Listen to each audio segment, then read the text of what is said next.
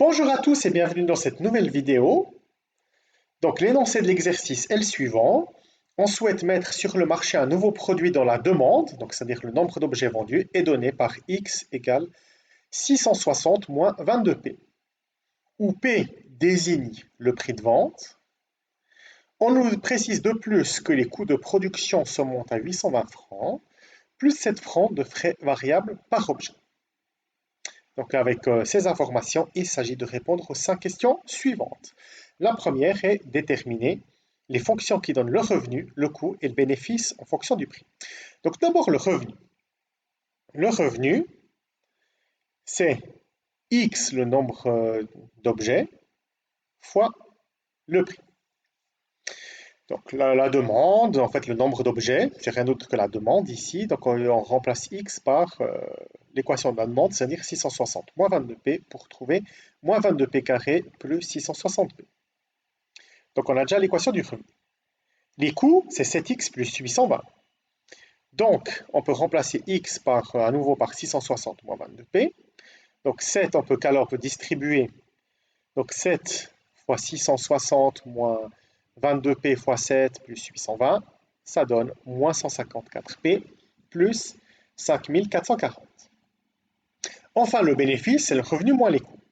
Donc c'est tout ceci moins tout cela, donc attention aux parenthèses. Donc ça fait moins 22p carré plus 660p, moins entre parenthèses les coûts, donc moins 154p plus 5440. Donc on distribue le moins, on regroupe et on trouve que le bénéfice est donné par moins 22p carré plus 814p moins 5440. Deuxièmement, il s'agit de déterminer la fourchette de prix qui assure un revenu positif. Donc le revenu, c'est une fonction du deuxième degré. Donc, cette fonction de deuxième degré, elle est concave, donc pas contente, parce que devant la variable au carré, il y a un nombre négatif.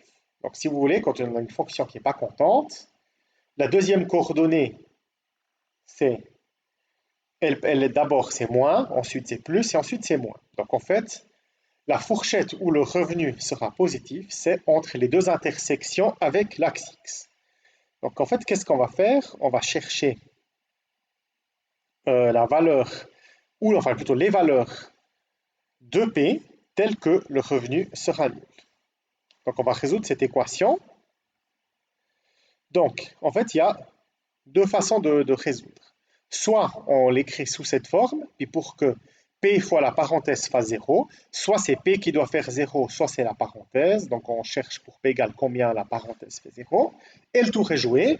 Ou bien soit on développe et on utilise la formule de Viette, donc on calcule le discriminant b carré moins 4ac, donc 660 au carré moins 4 fois moins 22 fois 0, donc ça fait tout simplement 660 au carré.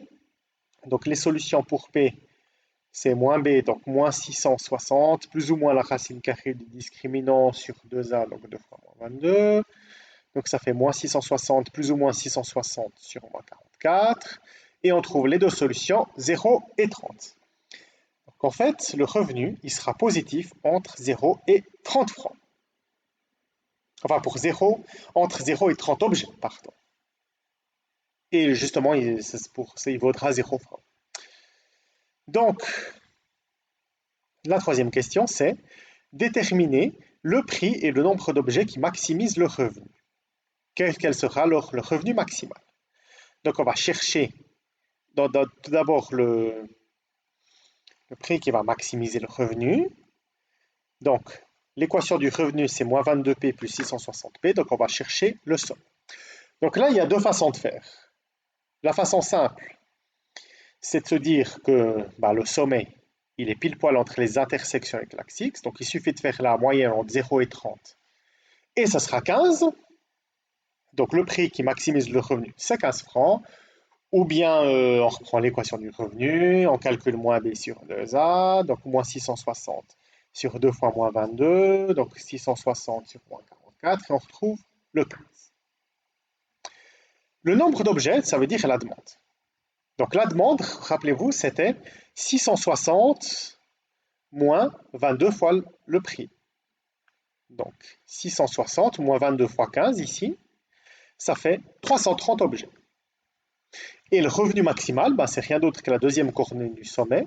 Donc on remplace P par 15, et on calcule moins 22 fois 15 au carré plus 660 fois 15, et on trouve 4 950 francs.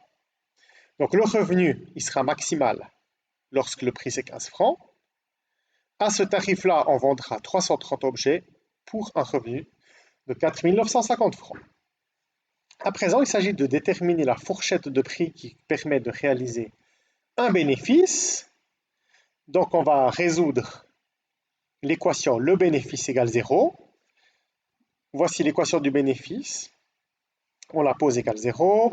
On résout avec la formule de Viette. On calcule b carré moins 4ac. Donc 814 au carré moins 4 fois moins 22 fois 5440. Ça fait 183 876.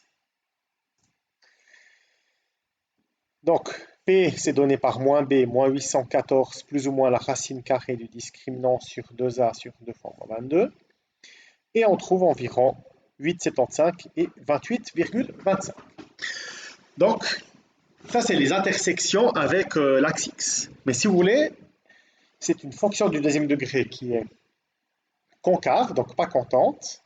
Donc, si vous voulez, entre les points d'intersection, la deuxième coordonnée sera positive et avant 8,75 et au-delà de 8,25, ce sera négatif.